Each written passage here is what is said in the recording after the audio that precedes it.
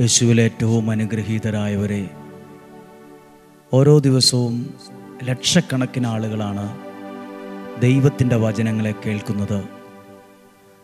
ചെറിയൊരു കാര്യമായി കാണുന്നില്ല, ഇത് വലിയൊരു അനുഗ്രഹത്തിൻ്റെ സമയം തന്നെയാണ്. എത്രയോ അമ്മമാരും എത്രയോ അപ്പച്ചന്മാരും എത്രയോ യുവാക്കൾ, യുവതികൾ, കുഞ്ഞുങ്ങൾ താല്പര്യത്തോടെ സന്തോഷത്തോടെയാണ് ഈ വചനം കേൾക്കുന്നത്. ഈ വചനം കേൾക്കുന്ന എല്ലാ കുഞ്ഞുങ്ങളെയും ഒത്തിരി അഭിമാനത്തോടെ കാണുകയാണ്. എല്ലാ യുവതി യുവാക്കളെയും യേശുവിൻ്റെ നാമത്തിൽ നിങ്ങളെ അപ്രിഷ്യേറ്റ് ചെയ്യുകയാണ്. ഈ വചനം കേൾക്കാൻ നിങ്ങൾ മനസ്സ് കാണിച്ചതിന് നന്ദി.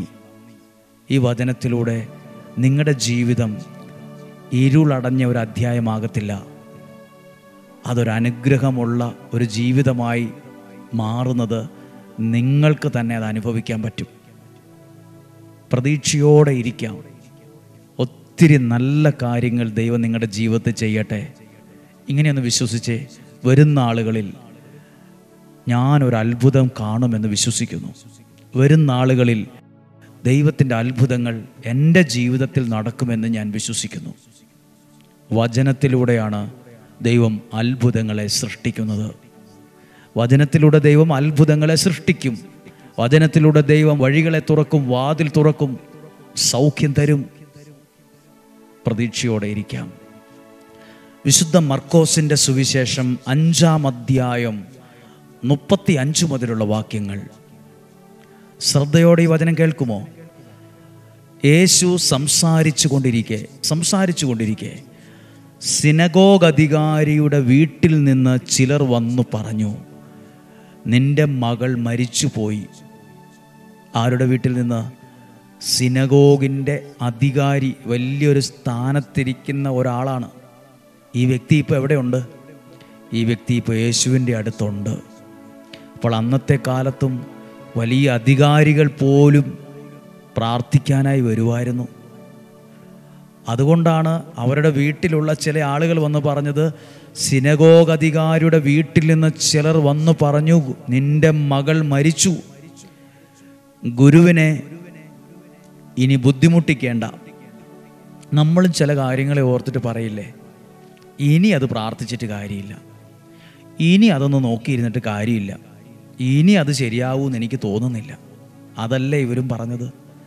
ഗുരുവിനെ ഇനി ബുദ്ധിമുട്ടിക്കണ്ട, സാർ അവിടെ നിന്നിട്ട് കാര്യമൊന്നുമില്ല, വേഗം വീട്ടിലേക്ക് വാ, കൊച്ചു മരിച്ചുപോയി, ഇനി ബാക്കി കാര്യങ്ങളൊക്കെ ചെയ്യണം, ശവമടക്ക് തീരുമാനിക്കണം, അറിയിക്കേണ്ടവരെയൊക്കെ അറിയിക്കണം, ഒത്തിരി കാര്യങ്ങൾ ചെയ്യാനുണ്ട്, സാർ അവിടെ നിന്നിട്ട് കാര്യമില്ല, സാറ് വേഗം വീട്ടിലേക്ക് വാ.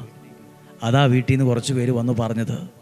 നമുക്കും ചില കാര്യങ്ങൾ പ്രാർത്ഥിക്കുമ്പോൾ നമുക്കും തോന്നും, നമ്മളോട് ചിലർ പറയും, ഇനി പ്രാർത്ഥിച്ചിട്ടൊന്നും കാര്യമില്ല, ഇനി അതൊന്നും ശരിയാവില്ല, നീയൊക്കെ മനസ്സിലാക്കി മുന്നോട്ടങ്ങ് പോയാൽ മതി.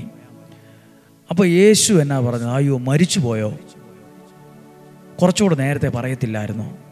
ഞാൻ എന്തേലും ഒന്ന് ചെയ്യാൻ ശ്രമിക്കുമായിരുന്നല്ലോ. ഇങ്ങനെയല്ല യേശു പറഞ്ഞത്. യേശു പറഞ്ഞത് ഇത് കേട്ട് യേശു സിനഗോഗ് അധികാരിയോട് പറഞ്ഞു. നമ്മളങ്ങനെ ഒരു മരിച്ച വിവരം കേട്ടാൽ പെട്ടെന്ന് പറയുന്നത്, അയ്യോ കഷ്ടമായിപ്പോയി, എന്നാ പറ്റിയതാ, പെട്ടെന്ന് നമ്മളെ പെട്ടെന്ന് വായിൽ വരുന്ന അയ്യോന്നാ. ഈ വിവരം കേട്ടപ്പോൾ യേശു അയ്യോ എന്നാ പറ്റി എന്നല്ല ചോദിച്ചത്. യേശു പറഞ്ഞു, ഭയപ്പെടേണ്ട, വിശ്വസിക്കുക മാത്രം ചെയ്യുക. നീ വിശ്വസിക്കുക. ഇനി എന്നാ വിശ്വസിക്കാനാ? ഇനി വിശ്വസിച്ചിട്ട് എന്ത് കാര്യം? ഇനി പ്രാർത്ഥിച്ചിട്ട് എന്ത് കാര്യം? ഇനി പ്രാർത്ഥിച്ചാൽ ഈ കാര്യമൊക്കെ ശരിയാവുമോ? യേശു പറയുന്നു, ഭയപ്പെടണ്ട. എല്ലാം കൈവിട്ടു പോയി എന്നാണോ തോന്നുന്നത്? കയ്യിൽ നിന്ന് പോയി, എല്ലാം നഷ്ടപ്പെട്ടു, ഇനിയൊരു തിരിച്ചുവരവില്ല എന്നൊക്കെയാണോ തോന്നുന്നത്? യേശു പറഞ്ഞ വാക്ക് ഒറ്റപ്പെട്ട ഒരു സംഭവമായി ഒരാളോട് മാത്രം പറഞ്ഞതല്ല. ഇനി ഈ വചനം കേൾക്കുന്ന നിന്നോടും പറയുക, ഭയപ്പെടേണ്ട, വിശ്വസിക്കുക മാത്രം ചെയ്യുക.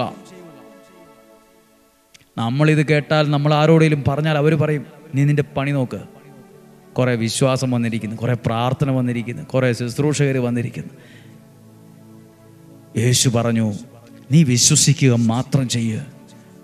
അങ്ങനെ യേശു അവരുടെ കൂടെ വീട്ടിൽ ചെന്നപ്പോഴും കാണുന്നത് മരിച്ച് പെട്ടി കിടക്കുന്ന ഒരു കൊച്ചിനെയാണ്. എഴുതിയിട്ടുണ്ട് 39-ാമത്തെ വാക്യം, അകത്തു പ്രവേശിച്ച് അവൻ അവരോട് പറഞ്ഞു, എന്തിനാണ് ബഹളം വയ്ക്കുകയും കരയുകയും വിലപിക്കുകയും ചെയ്യുന്നത്? കുട്ടി മരിച്ചിട്ടില്ല, ഉറങ്ങുകയാണ്. അടുത്ത 41-ാമത്തെ വാക്യം, അവൻ അവളുടെ കൈക്ക് പിടിച്ചുകൊണ്ട് ബാലികയെ എഴുന്നേൽക്കുക എന്നർത്ഥമുള്ള തലീത്താക്കുമെന്ന് പറഞ്ഞു. തൽക്ഷണം ബാലിക എഴുന്നേറ്റു നടന്നു. അവൾക്ക് 12 വയസ്സുണ്ടായിരുന്നു. എല്ലാം നഷ്ടപ്പെട്ടു, ഇനി പ്രാർത്ഥിച്ചിട്ട് കാര്യമില്ല എന്നൊക്കെ പറയുന്ന വിഷയം എന്തെങ്കിലും ഉണ്ടോ നിൻ്റെ ജീവിതത്തിൽ? ആ വിഷയത്തിൽ യേശു ഇന്ന് തൊടും. ആ ബാലികയുടെ കയ്യിൽ യേശു പിടിച്ചിട്ട് പറഞ്ഞു, ബാലികയെ എഴുന്നേൽക്കൂ എന്നർത്ഥമുള്ള തലീത്താക്കും എന്ന് പറഞ്ഞു. ബാലിക എഴുന്നേറ്റ് നടന്നു. അവൾക്ക് 12 വയസ്സുണ്ടായിരുന്നു. ഒരു നിമിഷം നിങ്ങളും പ്രാർത്ഥിച്ചേ. ഈ വിഷയങ്ങൾ നിങ്ങൾ ചിലപ്പോൾ ചിന്തിക്കുന്നുണ്ട്, ഇനി എന്തു ചെയ്യും, ഇനി എങ്ങനെ മുന്നോട്ട് നീങ്ങും, എൻ്റെ മക്കൾ രക്ഷപ്പെടുമോ, ഈ സ്ഥലം വിൽക്കുമോ, എൻ്റെ ജീവിതം അനുഗ്രഹിക്കപ്പെടുമോ, എല്ലാം അവസാനിച്ചു എന്ന് തോന്നുന്നോ? ആ പ്രശ്നത്തെ ദൈവസന്നിധിയിൽ ഒന്ന് ഏൽപ്പിച്ചു കൊടുക്ക്. ആ പ്രശ്നത്തെ, ആ പ്രതിസന്ധിയെ ദൈവസന്നിധിയിൽ ഒന്ന് ഏൽപ്പിച്ചു കൊടുക്ക്. ഇപ്പോൾ തന്നെ, ദൈവമേ, എൻ്റെ ഈ വിഷയത്തെ എല്ലാം അവസാനിച്ചു എന്നാണ് എൻ്റെ ബുദ്ധി പറയുന്നത്, നാട് പറയുന്നത്, നാട്ടുകാർ പറയുന്നത്, പ്രിയപ്പെട്ടവർ പറഞ്ഞത്. ഇനി പ്രാർത്ഥിച്ചിട്ട് കാര്യമില്ലെന്നൊക്കെയാണ് ചിലർ പറയുന്നത്. ആ വിഷയത്തെ നിനക്ക് ഏൽപ്പിച്ചു തരുന്നു. കഴിഞ്ഞ നിമിഷം വരെ, തൊട്ട് മുമ്പ് വരെ ഒരു പെട്ടിയിൽ, ശവപ്പെട്ടിയിൽ കിടക്കുന്ന കുഞ്ഞിനെയാണ് കണ്ടതെങ്കിൽ, യേശു അവരുടെ കയ്യിൽ പിടിച്ചപ്പോൾ പെട്ടിയിൽ കിടക്കുന്ന ഒരു കുഞ്ഞിനെ അല്ല ആ ജനം കണ്ടത്. നടക്കുന്ന, ഓടുന്ന, ഭക്ഷണം കഴിക്കുന്ന, ആരോഗ്യത്തോടെ ഇരിക്കുന്ന ഒരു കുഞ്ഞിനെയാണ് കണ്ടത്. ഈ കുറച്ച് നിമിഷം വരെ നീ കണ്ടതെന്താ? നോക്കുമ്പോൾ നിരാശയോടെ കണ്ടതായിരിക്കും. പ്രതീക്ഷയൊന്നും ഇനി പ്രതീക്ഷിച്ചിട്ട് കാര്യമില്ലെന്നായിരിക്കും തോന്നിയത്. അത് ദൈവസന്നിധിയിൽ ഏൽപ്പിച്ചു കൊടുത്ത നിമിഷം മുതൽ നീ അറിഞ്ഞോ ദൈവം നിന്റെ കയ്യിൽ പിടിച്ചത്? അത് ഏൽപ്പിച്ചു കൊടുത്ത നിമിഷം തൊട്ട് നീ അറിഞ്ഞോ ആ ദൈവം നിന്റെ കയ്യിൽ പിടിച്ചത്, നിന്റെ കുടുംബത്തെ ചേർത്ത് പിടിച്ചത്? ദൈവം നിന്നെ ചേർത്ത് പിടിച്ചത് ഇന്ന് അനുഭവിക്കാൻ കഴിയട്ടെ. ദൈവം നിന്റെ കുഞ്ഞുങ്ങളെ ഇങ്ങനെ ചേർത്ത് പിടിച്ചത് ഇന്ന് അനുഭവിക്കാൻ കഴിയട്ടെ. അന്ന് അനുഭവിച്ച അതേ അനുഭവം ഇന്ന് എൻ്റെ ജീവിതത്തിൽ ഉണ്ടാകണമേ. ദൈവമേ, എന്നെ ചേർത്ത് പിടിക്കണമേ. ഞാൻ ആകെ തകർന്നിരിക്കുന്ന ഒരാളാണ്, ഒറ്റപ്പെട്ടയാളാണ്, എന്നെ ആർക്കും വേണ്ട, എന്നെ ആർക്കും ഇഷ്ടമില്ലെന്നൊക്കെയാണ് എനിക്ക് തോന്നുന്നത്. എന്നെ ആർക്കും വേണ്ട, എന്ത് ചെയ്താലും എനിക്ക് കുറ്റവും കുറവും മാത്രമേ ഉള്ളൂ. എന്നെ വീട്ടിൽ നിന്ന് ഇറക്കി വിടുന്നൊരവസ്ഥയുണ്ട്. എൻ്റെ വീട്ടിൽ എനിക്കൊരു സമാധാനം, ഒരു നല്ല വാക്ക് പറയാൻ ഒരാളില്ല, ഒരു പ്രോത്സാഹനമുള്ളൊരു വാക്ക് പോലും പറയാൻ ആളില്ല. ഞാനിങ്ങനെ ഉള്ളിൽ ഒതുക്കി ജീവിക്കുവാണ്. എൻ്റെ കയ്യിൽ മുറുക്കെ പിടിക്കണമേ, എൻ്റെ കയ്യിൽ ബലമായി പിടിക്കണമേ, എന്നെ അങ്ങ് സഹായിക്കണമേ. കഴിഞ്ഞ നിമിഷം വരെ കണ്ടത് പെട്ടിയിൽ കിടക്കുന്ന ഒരു കുഞ്ഞിനെയാണെങ്കിൽ പിന്നീട് അവിടെ കണ്ടത് നടക്കുന്ന, ഭക്ഷണം കഴിക്കുന്ന, ആരോഗ്യത്തോടെയുള്ള ഒരു കുഞ്ഞിനെയാണ് അവർ കണ്ടത്. ഇന്ന് കാണാൻ പോകുന്നത് ഒരു അത്ഭുതമായിരിക്കട്ടെ. ദൈവവചനം കേട്ട ഈ നിമിഷം മുതൽ നീ കാണാൻ പോകുന്നത് ഒരു അനുഗ്രഹമാകട്ടെ. പ്രാർത്ഥിച്ച ഈ നിമിഷം മുതൽ നീ കാണാൻ പോകുന്നത് ഒരു അത്ഭുതമാകട്ടെ. പ്രാർത്ഥിക്കുന്ന ഈ നിമിഷം മുതൽ നീ കാണുന്നത്, നിന്റെ കണ്ണിൽ കാണുന്നത് ഒരു അനുഗ്രഹമാകട്ടെ, ഒരു അത്ഭുതമാകട്ടെ. പലരും പലതും പറയും, ഇനി പ്രാർത്ഥിക്കണ്ട, ഇനി വചനം കേൾക്കണ്ട, ഇതൊക്കെ വേറെ പണിയില്ല. എനിക്കൊരു കാര്യം പറയാനുണ്ട്. ഇവിടെ ഒരു അമ്മയോട് തൻ്റെ മകൻ പറഞ്ഞു, അമ്മയ്ക്ക് വേറെ പണിയൊന്നുമില്ലേ? അമ്മ എന്തിനാ എപ്പോഴും പ്രാർത്ഥിക്കാൻ പോകുന്നത്? അവിടെ എന്നെ പൈസ കിട്ടുമോ, അവിടെ പണം കിട്ടുമോ, എന്തിനാ സമയം കളയുന്നത്? അങ്ങനെ ചോദിച്ച് വിമർശിച്ച് വഴക്കുണ്ടാക്കിക്കൊണ്ടിരുന്ന മകൻ്റെ ജീവിതത്തിൽ ഒരു അത്ഭുത വഴികളെ ദൈവം തുറന്നപ്പോൾ, ഈ ദിവസങ്ങളിൽ കഴിഞ്ഞ കുറേ വെള്ളിയാഴ്ചകളിൽ ഞാൻ ഈ പ്രസംഗിക്കുന്ന ഹാളിൽ അവനെ ഞാൻ കണ്ടു. അതൊരു അത്ഭുതമാണ്.